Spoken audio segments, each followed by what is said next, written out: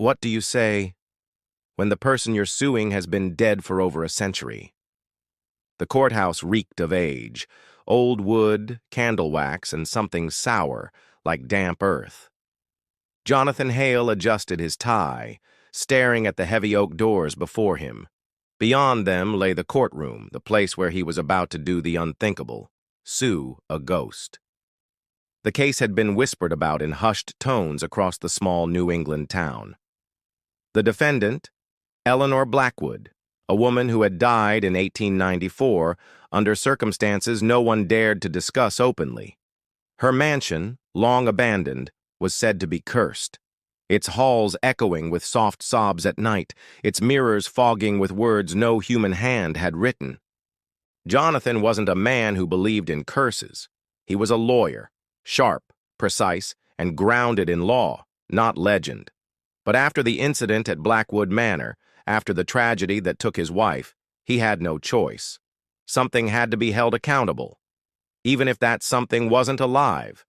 As he stepped inside, his shoes echoed against the marble floor, the sound swallowed by the suffocating silence of the courtroom. The judge, an old man with skin like parchment, watched him with unblinking eyes. No jury, no spectators. Only Jonathan, the judge, and the ghostly figure seated at the defendant's table, Eleanor. She looked almost alive, dressed in a Victorian gown, her pale hands folded neatly in her lap. Her face was porcelain, her eyes hollow, and yet, when she tilted her head toward him, Jonathan swore he saw a faint smile. "State your case, Mr. Hale," the judge said, his voice dry as cracking timber. Jonathan cleared his throat. "Your Honor, I intend to prove that Eleanor Blackwood, though deceased, caused the wrongful death of my wife, Margaret Hale. I will show that her presence in that house, her actions, directly led to Margaret's demise." From the defendant's table came a soft, hollow laugh. Eleanor's lips hadn't moved. Jonathan's pulse spiked. The judge leaned forward, his shadow stretching long and crooked. "Then let the trial begin." The lights flickered. The air dropped to an icy chill. And somewhere deep within the courthouse walls, a door Jonathan couldn't see creaked open. The courtroom felt colder now, as though the walls themselves were exhaling frost. Jonathan shifted in his seat, his breath visible in faint clouds. Across from him, Eleanor Blackwood sat unnervingly still, her Victorian gown unmoving, untouched by the breeze that seemed to coil through the chamber. The judge's gavel struck. Crack. "Mr. Hale," the old man intoned, "call your first witness." Jonathan rose. His hands trembled, not from nerves but from something heavier, a weight pressing on his chest, whispering doubts. "You can't win. You can't fight the dead." "I call Margaret Hale," Jonathan said. The judge nodded solemnly. A door at the far end of the courtroom creaked open. Shadows spilled across the floor like ink. And then she appeared, Margaret, or what was left of her. Her figure was faint, wrapped in a dim light, her hair flowing like strands of smoke. Her face, soft, sorrowful, shifted between life and ruin. One moment whole, the next half decayed, as though time couldn't decide which version of her to keep. Jonathan swallowed hard. "Margaret, tell the court what happened that night at Blackwood Manor."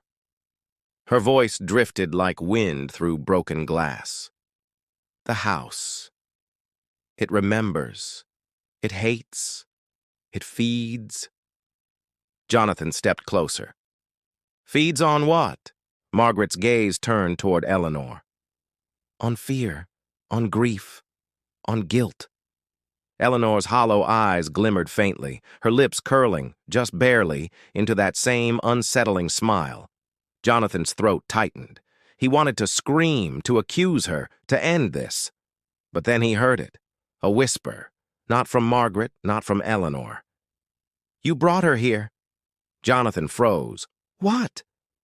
The voice was inside his head now, cold and sharp. "You opened the case. You opened the door. The walls of the courtroom began to shift, wood rotting, marble cracking, shadows lengthening like skeletal fingers. The judge's eyes were gone now, just hollow sockets staring straight through him. Margaret's ghost began to fade, her form dissolving into pale mist. "Jonathan," she whispered, "leave this place." Eleanor finally spoke, her voice low, melodic, and inhuman. "You wanted justice, Mr. Hale. But in this court, justice means joining the dead." The gavel struck once more, the sound echoing like a coffin closing. The courtroom lights flickered, each flash casting the walls in deeper shades of crimson. The smell of iron, thick and unmistakable, began to taint the air.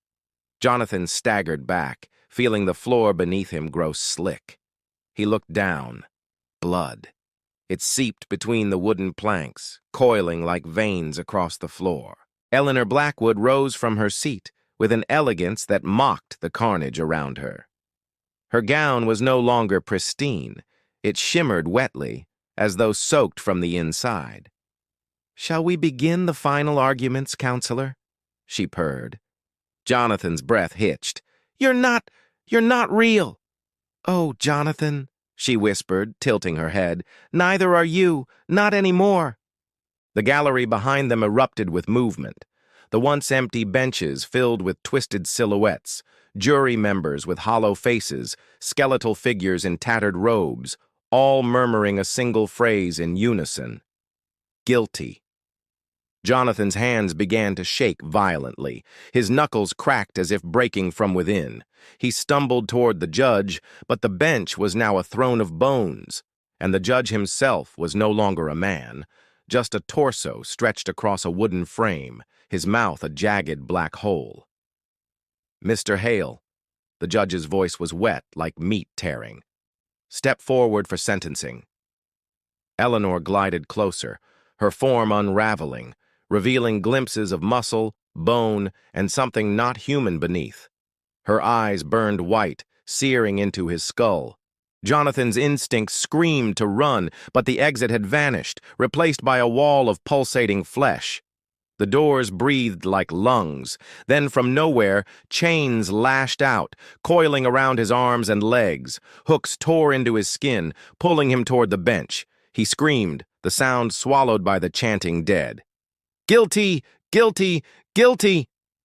Eleanor leaned close, whispering into his ear, her breath like frost and decay.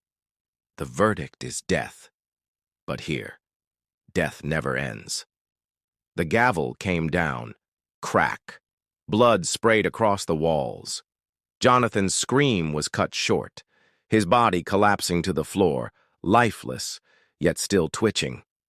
The courtroom dissolved into shadow, and Eleanor stood over him, smiling through a mask of crimson.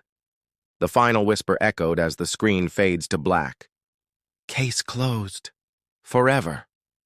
Silence fell, thick and suffocating, as if the courthouse itself were holding its breath. Jonathan's body lay twisted on the floor, yet his eyes, wide, unblinking, stared at Eleanor. Her form shimmered like a mirror of ice and fire, half ghost, half nightmare. You can't end me," he whispered, voice trembling. But the words sounded hollow, even to him. Eleanor's smile widened, sharp as broken glass. "End? Oh, Jonathan, you were never meant to leave this court alive." The judge's hollow eyes flickered in the shadows. "Your sentence, eternal." His voice came from everywhere and nowhere, echoing inside Jonathan's skull. Chains tightened, lifting him slowly, making his ribs crack. Hooks pierced deeper than flesh, into sinew, into bone, into memory itself. The air turned to ice. Each breath burned his lungs. The walls of the courtroom pulsed, alive, beating like a heart of black stone. And then Jonathan saw it. Behind Eleanor, a mirror stretched across the back wall. In it, the reflection of himself, older, hollowed, a corpse wearing his own face, sat at the defendant's table, waiting. "You see now," Eleanor whispered, gliding closer. "The law is unyielding, and death is patient. Jonathan tried to scream, but the sound fractured into a chorus of hundreds of voices, his own, Margaret's, and the Blackwoods of centuries past. Every accusation he had ever made, every argument, every plea, they twisted into a single, unrelenting verdict. The gavel struck once more. The sound tore reality apart. Jonathan felt his soul being stripped, moment by moment, memory by memory. Yet even as darkness swallowed him, one thought remained clear. The case would never end. And then, silence. The courthouse was empty. Dust settled. Candle wax dripped onto the cracked floorboards. Only one thing remained, a faint whisper curling from the shadows, cold and grinning. What do you say, when the person you sued has been dead for over a century? The camera of reality, or the mind, panned back, leaving only the empty courtroom, as though nothing had happened. But in the corners, faint shadows twisted into shapes of pleading, screaming faces, waiting for the next lawyer to dare open the case again. Case closed. Forever.